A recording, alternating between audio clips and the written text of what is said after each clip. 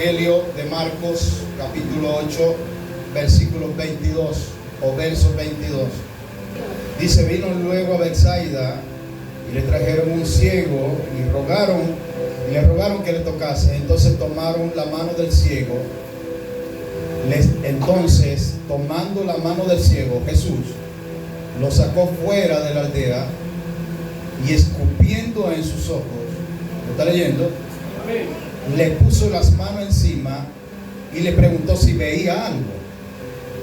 Él mirando dijo: veo unos hombres como árboles, pero los veo que andan.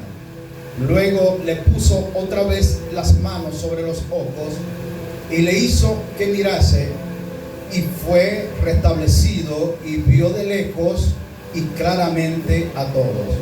Y le envió a su casa diciendo: no entres en la aldea ni lo digas a nadie en la aldea. Uno de los milagros quizás más fuera de serie en su ministerio, Cristo, hay una veracidad de milagros. Muchos milagros se hicieron en el tiempo del Señor. Y su ministerio de 3 años fue un ministerio que puso a la ciencia médica en contra de muchas cosas, o a estudiar muchas cosas.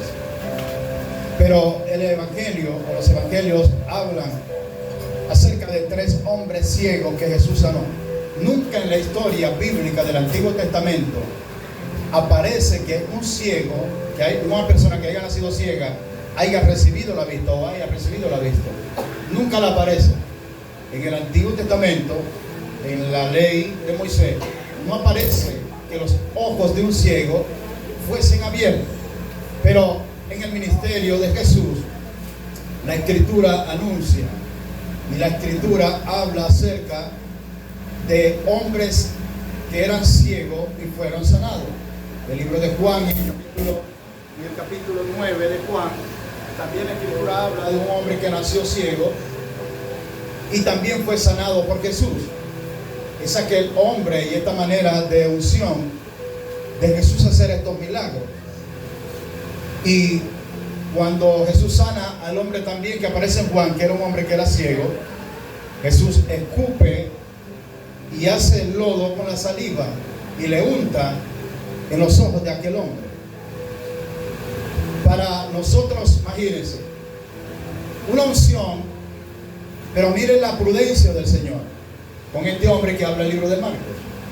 Dice que tomándolo por la mano, lo sacó fuera de la aldea y dice que escupió sus ojos. Le escupió en sus ojos. ¿Aceptaría usted que alguien aquí llegara y le escupiera los ojos?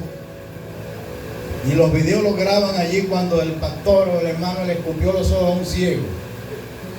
¿Verdad que se ve como algo fuera común, algo indecente?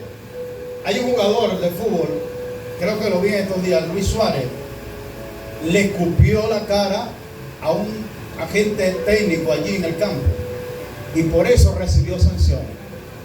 Porque escupir a alguien es algo que, ¿cómo? Sí, algo denigrante. Escupir a alguien. Recuerdo cuando yo estaba en 6º grado, siempre había uno de los que nos ponía allí a pelear a nosotros. Siempre había uno en el medio.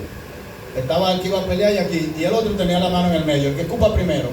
Y entonces, rapidito, porque la escupida era la que iba a encender, porque era una ofensa a escupir. Pero según la historia bíblica, algunos estudios han dicho y han estudiado por qué Jesús sanaba a la gente escupiéndolos, a otros echándole barro en los ojos con saliva para que fueran y se lavaran. Y bueno, según algunas cosas que leí esta semana, me puse a estudiar acerca de eso, y según se cree en la historia hebrea, echarse saliva o la saliva en alguna manera en el hijo mayor que nacía, la saliva de él podría servir para alguna cura. Y según la historia se cree que de alguna manera la saliva tenía alguna productividad, y en sí la saliva es la que al cuerpo corta muchas bacterias que al cuerpo pueden venir, porque tiene una función. Es lo que se estudia según la historia. Pero el milagro de Jesús ha sido estudiado y de alguna manera muchos de nosotros podríamos decir, pero ¿por qué Jesús tuvo que escupir la cara de este hombre? Y es el primer toque de Dios, el primer toque de Jesús. Y es que a lo mejor Jesús quiso cambiar la historia. Eran hombres que no podían ser curados por nadie porque eran ciegos. Hay otro hombre al cual Jesús también escupió en la lengua, lo dice la Escritura. Y dice que había un hombre que era sordo y mudo.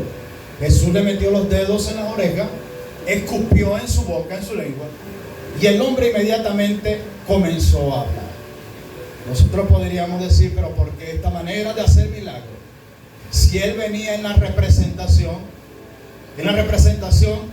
de alguien que vendría a presentar algo que era totalmente digno de admirar, digno de aceptar. Pero los fariseos del entonces, ellos eran de verdad, eran desafiados por esta manera del Señor. Y entonces cuando se cree que la ley, este milagro y estos milagros que hacía el Señor escupiendo a las personas, efectivamente donde estaba el problema, era dar a demostrar de que el ADN eterno era el que podía hacer al hombre nuevo, porque el ADN se consigue por medio de la saliva. También pueden hacerse estudios que pueden sacarse por medio de la saliva y se revela allí un ADN. Pero el ADN eterno era el de Jesús, y de esto él demostraba de que él podía hacer con el hombre lo que él quisiera y levantarlo y sanarlo de la manera que él quisiera. Pero lo que me llama la atención, yo no le voy a hablar de la saliva en esta mañana, yo voy a hablarle de un segundo movimiento y de un segundo toque del Señor. Cuando este milagro sucede, parece que Jesús se equivocara en la primera oración que le hizo. Porque ¿qué es lo que dice donde leímos ahorita? Dice que el Señor lo sacó de la aldea, lo llamó, oró por él, y cuando le puso la mano, el hombre, Jesús le pregunta, ¿qué ves? ¿Estás viendo algo? Y el hombre dijo, sí veo. Veo los hombres como árboles y los veo que caminan. Esa primera oración, cuando nosotros lo vemos, o quizás los que estaban alrededor, quizás ellos dijeron, ¿qué pasó aquí? Todas las oraciones de Jesús han sido efectivas. En todas él ha dicho, levántate, y el muerto se levanta. La niña estaba enferma, levántate, y la niña se levanta. Pero aquí vemos que el hombre no está totalmente sano. Porque hay cosas, escuche bien, hay cosas que Dios va a esperar un momento para que los hombres piensen si pueden obtenerlo, la totalidad de un milagro, o no la pueden obtener totalmente. No fue que Jesús se equivocó en la oración. Jesús quería enseñarnos algo a nosotros. ¿Por qué la primera oración y el primer toque que hizo este hombre no tuvo la restauración total como la tuvo con el que estaba allá en Juan capítulo 9, a quien le echó el lodo y le dijo, ve y lávate en el estanque Siloé? Y el hombre fue, que significa enviado Siloé. El hombre fue y fue sanado y se lavó y él podía ver. Pero con este hombre hay un proceso, porque a veces nosotros vemos que Dios ha hecho un llamado en nosotros. Dios hizo un llamado en nosotros. Ese primer toque Dios te quebrantó. Ese primer toque fue el toque del Evangelio. Ese primer toque es lo que nosotros llamamos primer toque, es el toque del primer amor. El primer amor te mantuvo, el primer amor te mantiene, te trae. Pero ese primer toque lo que te está es preparando, porque viene algo mayor después de un segundo toque que el Señor quiere darte. Ahora tú puedes ver la situación diferente y puedes ver gente que corre de un lado a otro. Y eso que veo que los hombres corren de un lado a otro, a mí me suena que hay mucho afán en la gente hoy en día. Que hay un afán que no se puede controlar. Hay algo incontrolable. La gente se afana por tener. La gente se afana por comprar. La gente se afana por buscar. La gente se afana por ir y presentar. La gente se afana, y tenemos ahora una sociedad que todo lo quiere pronunciar, que todo lo quiere sacar. esto de las redes sociales, todo el mundo quiere presentar sus alegrías y su tristeza. La gente pone una tristeza, la gente presenta una alegría, la gente coloca una tristeza en sus redes. Cada quien presenta. Tenemos un mundo que quiere presentar y quiere anunciar. Pero lo que Cristo quiere enseñarnos en esta mañana, mi querida iglesia, es que si ya hubo un primer toque, yo no sé si ese primer toque a usted lo colocó a ver algo y usted comenzó a ver. Puede resumirlo en esto. Estoy en la iglesia, estoy viendo, he podido ver movimientos de Dios, pero yo todavía veo el afán, yo todavía veo las cosas que corren, yo todavía veo que algo no se asienta bien y no tengo una claridad. Pero luego que venga, alabado sea el nombre del Señor, el segundo toque del Señor, dice la Escritura que Jesús volvió y oró y el hombre le fue restaurada totalmente la visión. Escuche bien, puede ser que nosotros tuvimos en algún momento el toque de Dios, recibimos la revelación, recibimos el evangelio, recibimos la palabra de Dios, recibimos el llamado de Dios, pero ese momento de ese toque de Dios, esos momentos pudimos disfrutar los dones, los dones pudimos recibirlos, pudimos orar por alguien y ese alguien fue sanado. Pudimos en algún momento tomar una reunión, dirigir una oración y esa oración de verdad hubo un movimiento y la cosa parece que la gloria de Dios estaba con nosotros. Pero algo ha sucedido. Elías recibió un primer toque de Dios y cuando Elías recibe el primer toque de Dios, Elías tuvo que hacer algo. Cuando hubo el primer toque, Elías tuvo que ir a una reparación y la primera reparación fue pública. La primera reparación fue delante de hombres. Dice la Escritura en el primer libro de Reyes, capítulo 18, que Elías preparó el altar de Dios que estaba arruinado. Dice que Elías convocó.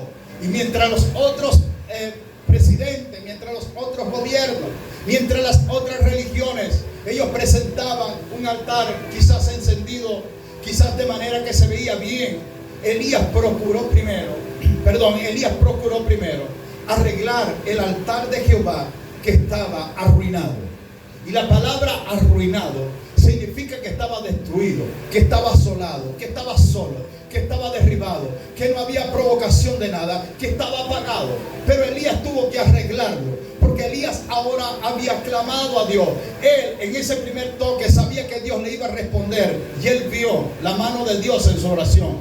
Cayó el fuego y dice la Escritura, que usted conoce la historia conmigo, que el altar fue encendido. Pero luego que ese altar fue encendido, luego que ese hombre recibió el primer toque y pudo ver los hombres como árboles, el hombre estuvo en un tiempo, estuvo en una espera.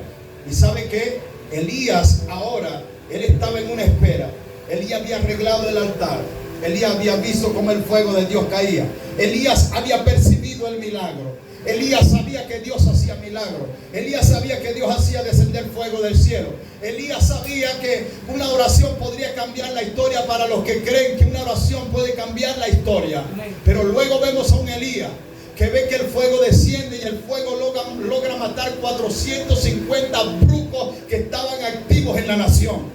El fuego cayó y el fuego hizo que 450 espiritistas, brucos, perversos habían arruinado la nación, y Dios hizo que el fuego consumiera 450 profetas de Baal. Elías dijo, esa primera oración es poderosa. Esa primera oración hizo que el fuego cayera. Pero viene un segundo toque, que el hombre siempre está esperando que esos árboles dejen de correr de un lado a otro. El hombre está esperando tener una clara visión de lo que está viendo. Porque cuando Jesús te llama y te hace un llamado, Jesús te introdujo en su fila, Jesús te metió en la hilera militar cristiana, en el evangelio te metió y te hizo un llamado. Algunos creen que el llamado solamente ya yo voy para la iglesia, estoy religioso, voy un domingo, otro domingo no voy. Eso quizás un religioso, no. El que entiende, que sabe que va a venir un segundo toque, tiene que esperarse, está esperando, porque sabe que en el segundo toque Dios puede hacer algo más poderoso que lo que hizo en el primer toque. Y el hombre quizás estaba esperando. El hombre quizás sintió que vamos a llevarlo aquí, no quiero que usted se sienta mal. Quizás la saliva corría por los ojos del hombre. El Señor lo escupió en la cara.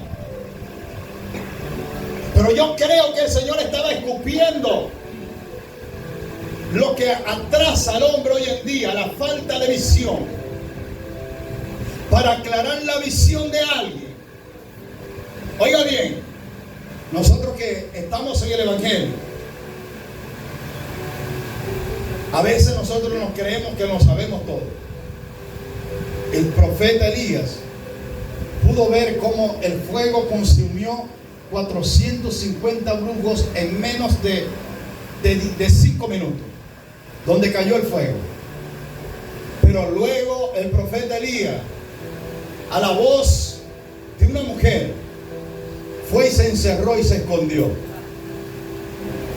No sé cómo es eso allí, pero 450 hombres armados no lo hicieron correr a Elías. Pero la voz de Jezabel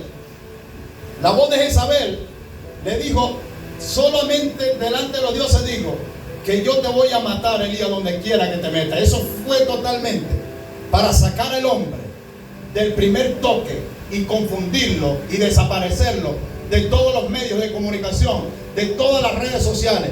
Elías no aparecía en TikTok, Elías no figuraba los domingos, Elías no estaba. El hombre fue y se encerró. 450 hombres armados no hicieron correr a un hombre de oración, lo hizo correr la voz de una mujer llamada Jezabel. ¿Cómo me lo explica? No sé, pero yo sé que hay algo que puede hacer callarte, que puede hacer destruirte. Y en esos momentos, oiga bien, en esos momentos de Elías estar encerrado en una cueva, estar metido sin ninguna definición, porque cuando nosotros no hacemos y no atendemos al llamado con la pasión o la intención que es de Dios, escuche bien, muchos hombres han sido llamados por Dios y muchos hombres le sirven a Dios. No le sirven a Dios porque en algún momento ellos sintieron la presencia, buscaron, se llenaron de Dios y en ese momento fue un momento de alegría. Todo el mundo te aplaudía, todo el mundo le gustaba escuchar lo que tú decías. Pero ahora hay un momento donde vemos a un hombre que está apartado, nadie lo escucha, está encerrado por la voz de alguien que lo encierra. El hombre está fuera de base, pero era un hombre que oraba, que Dios lo usaba y ahora no se escucha. Yo creo algo en esto de que nosotros llamamos ministerio. Esto no se trata, como lo puede haber en cualquier institución. Hay guardias nacionales que son buenos, hay guardias nacionales que son responsables, hay guardias nacionales que respetan su dignidad, hay policías que respetan y tienen una dignidad, al igual que hay maestros que también tienen una dignidad y lo que hacen lo hacen por la vocación.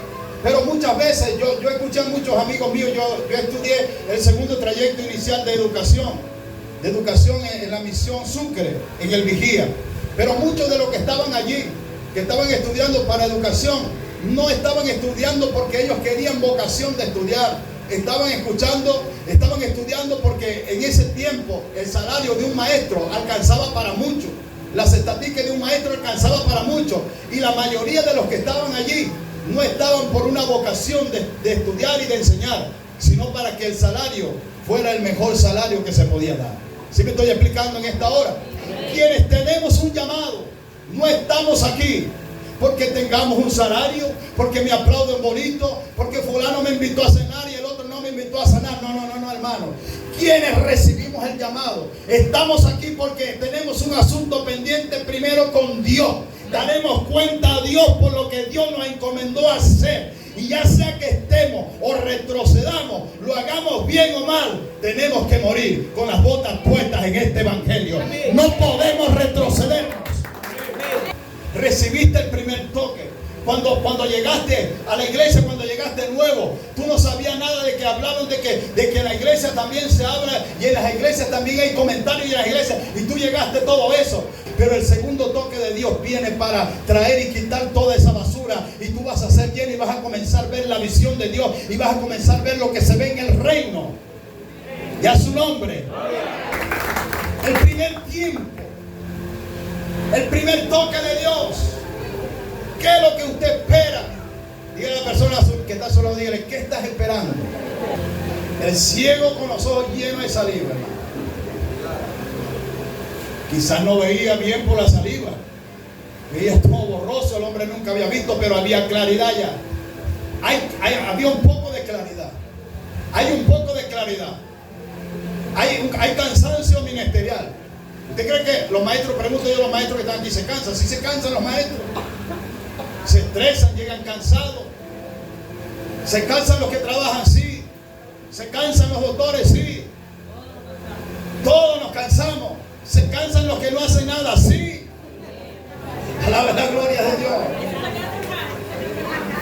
Llega un momento que el que no hace nada se cansa de no hacer nada. Y entonces busca algo que hacer. Entonces el ministerio cansa. Elías estaba cansado, el hombre.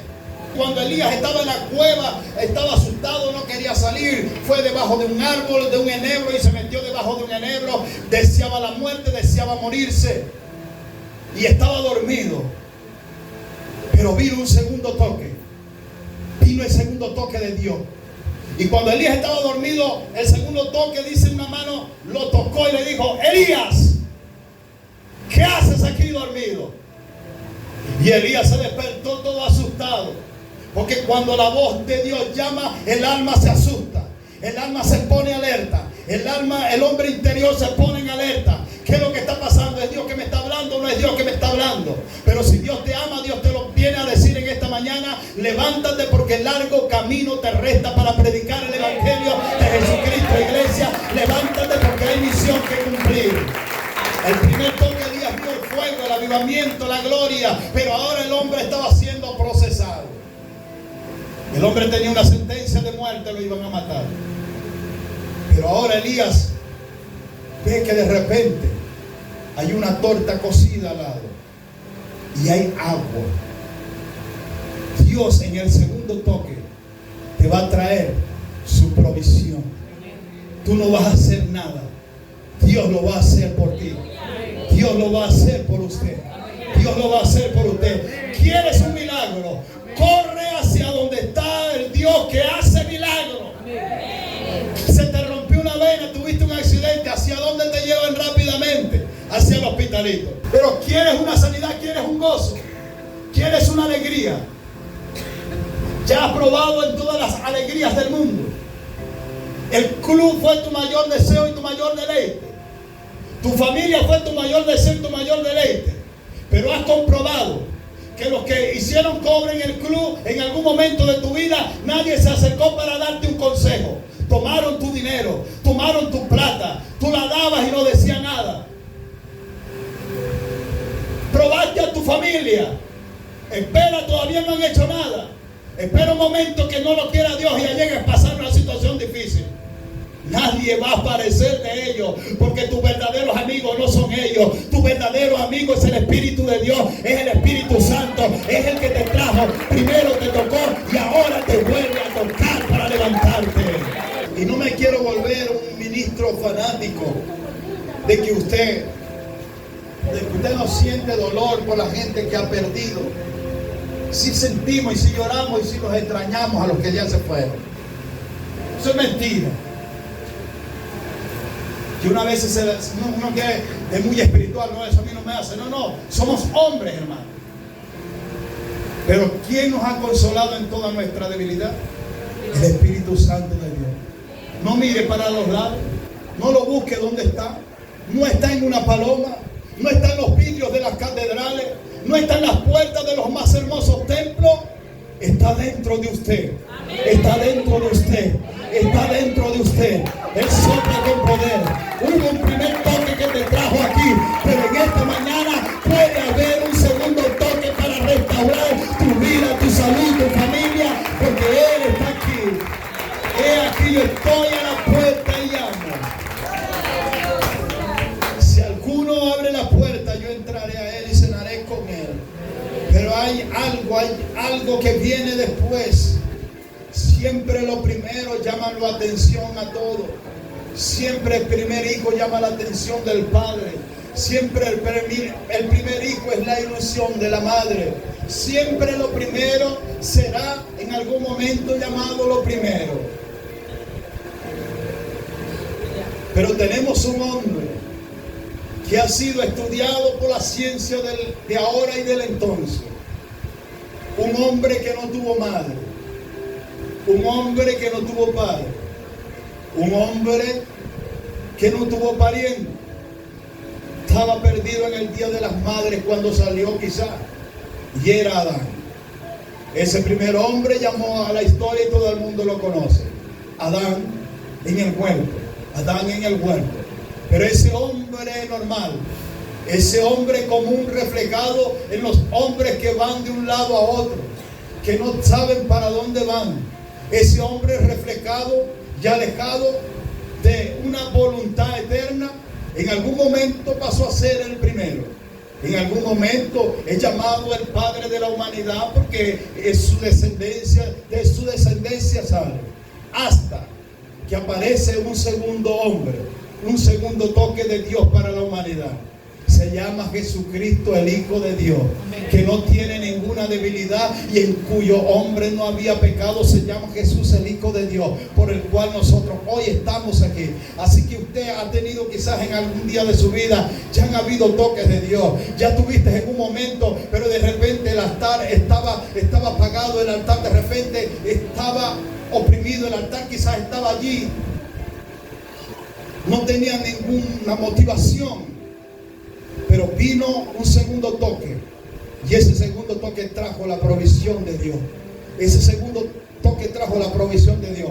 Hay un hombre en la Biblia que me llama mucho la atención, se llama Taré. Y Taré era el padre de Abraham. Pero a Taré Dios le hizo un compromiso y le dijo: Tarek, ve a la tierra de Canaán, a la tierra de prometida, tú y tu familia. Y cuando Tarek sale con su familia, ellos comienzan una caminata por el desierto para llegar a Canaán. Pero resultó que mientras ellos iban a Canaán, Tarek se detuvo.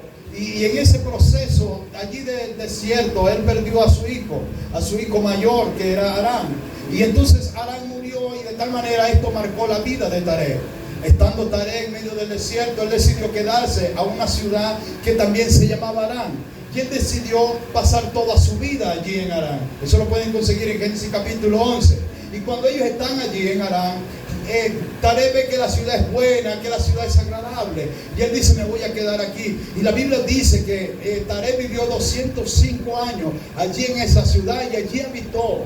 Y él se acomodó a esta ciudad.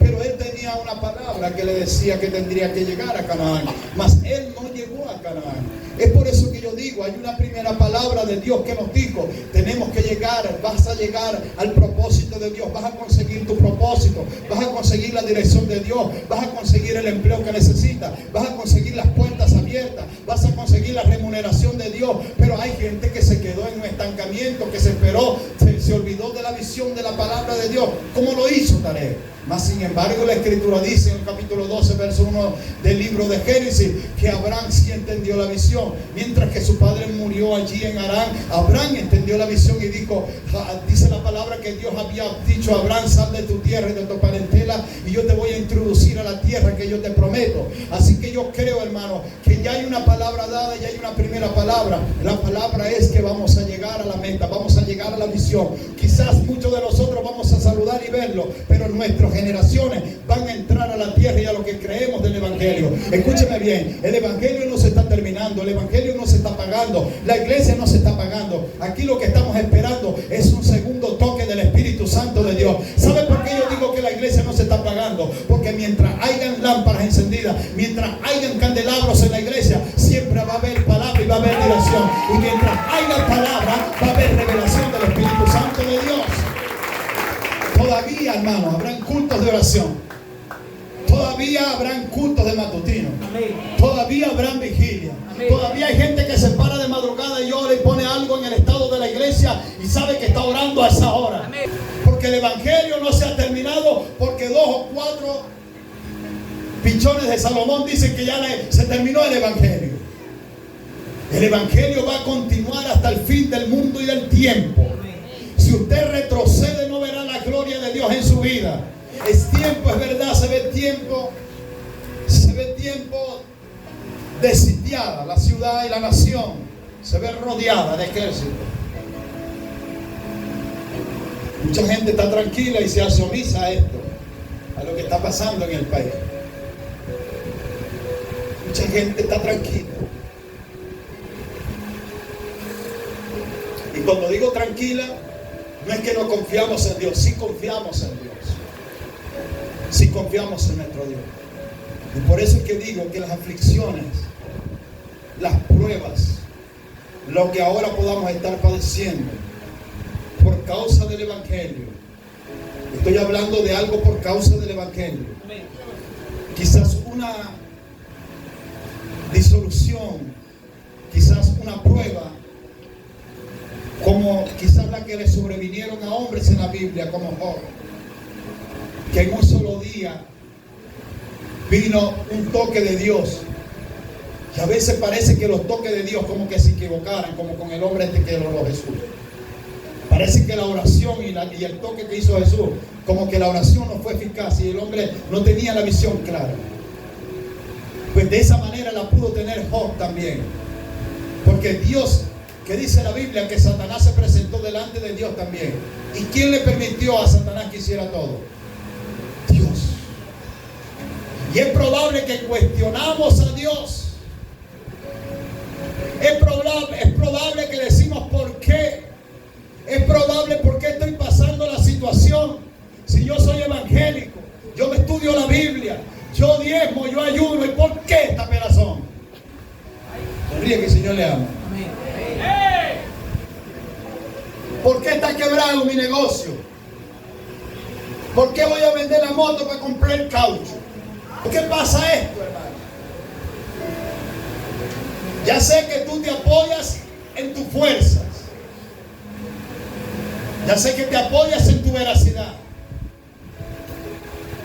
Pero el segundo toque que Dios quiere dar, Él quiere comprobar que no sea por tu fuerza, que no sea por tu trabajo, por tu esfuerzo, sino que sea por su mano poderosa, que tú la puedas ver. ¿Y sabes qué es lo diferente a esto? Que cuando tú lo haces a la manera de Dios, tú terminas descansado, tú terminas durmiendo bien, tú terminas levantándote bien, tú terminas agradecido de Dios, alegre en la mañana, no estás afanado por nada, pero cuando lo haces a tu manera, terminas cansado. Job estaba experimentando un primer toque, y el primer toque de Job fue para quitarle todo, fue para arrancarle todo. Le invadieron la hacienda, se le murieron los bienes, 10 hijos que tenía murieron todos en un mismo día. El hombre se sintió que Dios lo estaba latigando y le estaba dando duro, pero en todo eso no negó despropósito. Siempre dijo: esto, hay un propósito de mi Padre eterno y hay un propósito de Dios. Y yo creo que Job estaba esperando un segundo toque, porque todo lo de Dios no se puede ver malo, ni la gente lo puede anunciar como malo. A lo mejor Job estaba enfermo, estaba llagoso, estaba destruido, empobrecido quizás, y después de tener tremendas camionetas estaba pidiendo cola, estaba caminando en la calle. Pero su fe y su dignidad no fue cambiada. Su voz y la voz de sus seres queridos quizás eran los que le decían: reniega y maldice a tu Dios y muérete. Porque es la voz, y quiero que haya conciencia y que el Espíritu Santo le revele algo. Pero tus más cercanos no podrán salvar tu alma. Tu alma solo la podrá salvar uno. Se llama Jesucristo, el Hijo de Dios. Así que si nadie quiere venir, escuchen bien, si nadie quiere venir, si tu cónyuge no quiere asistir y no quiere venir a la iglesia, porque ahora tu cónyuge le está diciendo mejor con lo que está haciendo, porque las mejores carreras y el mejor trabajo, todo el domingo todo se le da a él, y el día del culto de oración todo le está yendo bien a él, tú le vas a decir: todo te va a ir bien ahora, pero vas rumbo a la pobreza más grande que el hombre pueda tener. Porque la riqueza más grande del hombre es escuchar la voz eterna de Dios, la voz que lo saca del pozo de la desesperación. Yo me aseguro que esa gente que se matan trabajando de lunes a domingo, Esa gente vive cansada. Esa gente llega a la casa peleando con la mujer, con los hijos, y luego que salen de allí se van y se toman 3 cervezas allá y nadie le dice nada. Pero usted trajo un sobre aquí para darlo de ofrenda, y cuando llega a su casa le aseguro que 2 o 3 o 4 de los que viven con usted le dicen: ya le llevaste los cobres allá para que se los coman ellos. Perversos hijos del diablo, verán la pobreza más grande, pero los que a Dios le creen no serán arruinados jamás.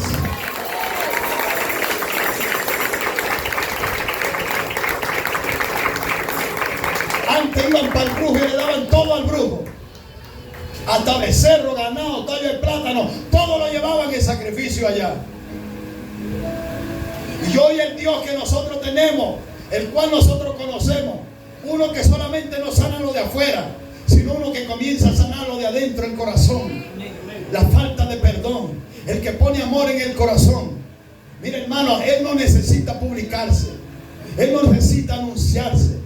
Porque hoy en día parece que los altares, que somos nosotros mismos, los templos de Dios somos nosotros mismos. Parece que todo el mundo se quiere anunciar, todo el mundo se quiere publicar, todo el mundo quiere que lo conozcan. Dios no necesita aparecerse ni que lo publique nadie. Antes no había redes sociales, y ahorita antes de venirme acá me estaba viendo un concierto grande en Estados Unidos que yo lo veía mucho en el 92.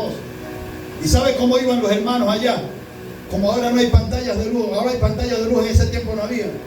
¿Qué eran lo que tenían los hermanitos allí en el culto? Tenían los coros, los himnarios, y allí cantaban a Dios. No había las cámaras de televisión afuera que los publicaran, pero cada quien tenía su himnario, adorando el nombre de Dios, porque hoy todo el mundo quiere publicar, pero el altar de Dios está seco. Solo hay una apariencia de multitudes, pero en realidad cuando hablamos con la gente, hay gente que está seca. Y como no tiene con hablar con nadie, comienza a publicar cosas. Comienza a publicar estados, una matica seca, una florecita por aquí, porque él quiere expresar eso. Pero el altar de Dios viene para un segundo toque en esta mañana. Viene un gozo de Dios, viene una remuneración del Espíritu, amados hermanos. Que aunque estamos señalados, y hay gente que está orando para que muramos, hay gente que está orando para que nosotros vivifiquemos el altar de Jehová, que estaba destruido y se ha levantado en el nombre poderoso de Jesús. 10 hijos quitaron en un día a Job. ¿Sabes que 10 hijos tuyos se mueren en un solo día? Pero 10 también fueron los hijos que Dios le dio a Job después. Quiere decir que Dios no olvida sus promesas. Dios lo que promete lo cumple. Si te quitaron 10, Dios te va a devolver 10 y vas a tener gozo y lo vas a disfrutar. Y esos 10 traen nombre, porque la Biblia nombra a las hijas de Job, que estaban Cesia, que estaban Keren y que estaban Gemina, que tienen nombre de madres que fueron a restablecer el gozo de Job y de la pérdida que había tenido. Así que viene, hermano, cosas grandes de Dios. Colóquese de pie en esta hermosa tarde.